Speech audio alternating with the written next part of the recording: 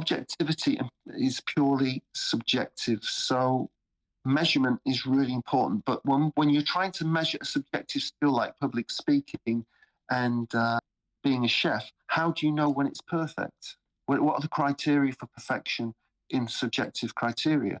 I don't know what they are, and I could suggest some criteria, and if somebody disagrees with me, then it's not perfect. So the word perfect works when we're being objective because we can measure it. You go to a pub quiz and you score 100 out of 100, that's a perfect score. Fantastic. But how do you measure who is the best footballer ever? Who's the best pop group ever? How do you measure that? It's very difficult because you've got to know what the criteria are. But the criteria aren't out there. That's a good point. I mean, that puts everything into perspective in terms of subjectivity, because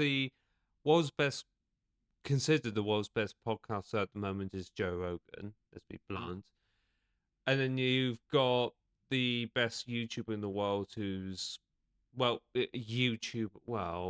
given his recent controversy, Mr. Beast, I'm not going to get into that, but he's considered.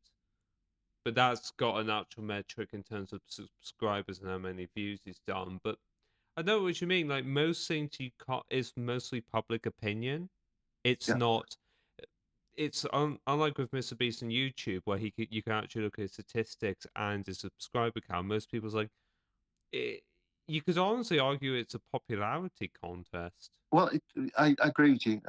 It very much depends what the criteria are, and we would all have to. Everybody in the mix would have to agree the criteria, and until the criteria are stated and agreed, and we all agree on them, perfection does not exist in the subjective world. There's a great quotation I use in class. There's a gentleman called Gregory Bateson, who's a very famous anthropologist. He says all of life is subjective, and even objectivity is purely subjective. Let me explain what I mean by that. So we've just had the Olympics, and the Olympic Charter says faster, higher, stronger, longer, heavier. So those are objective measures. But you've got boxing and gymnastics and ice skating and ice dancing and dressage and things like that in the Olympics these days. And you need judges. And what happens, now one of my students a few years ago, 2012, she was an Olympic judge in the dressage. And I said, what was that like? I kind of knew the answer. And she said, well, we all get objective criteria. And I said, was there anything interesting about what you put down and what other people put down? Now, considering these are all experts, by the way, experts. And she said, yeah. She said, we all gave different numbers. We all had the best seats in the house, and we all came up with different numbers. So I said, what does that tell you about objectivity? And she said, oh, yeah, it's purely subjective. Sounds like a paradox. Well, if you can't measure it, there's some academics who will tell you if you can't measure it, it doesn't exist. Did not know any academics would even come to that conclusion. Well, there you are. I mean, again, let me just ask you that question again about, who's the best footballer ever? What criteria are we looking at? Now, whoever you ask, if you ask football fans, everyone will have a good idea of who they think.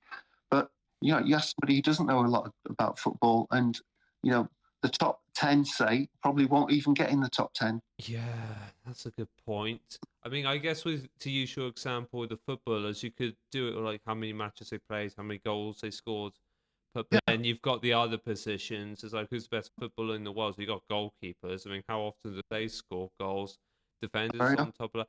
Yeah, I mean, you could do best striker in the world if you're going to go based on goals scored, sure, but yeah. But we're attacking midfielder, how do you measure that? I mean, there's got to be some checks and balances and some nuance in there. But there's no agreement on these things because, football pundits are great because everybody expresses their own opinion. You don't want everybody to agree on who is the best footballer or the best team or this, that, or the other, because success is fleeting. I'm a Manchester United fan, so I know all about fleeting success. Former United fan. Yeah, it kind of comes and goes. It's not something that sticks around, which is why value is always the best thing to aim for, rather than success.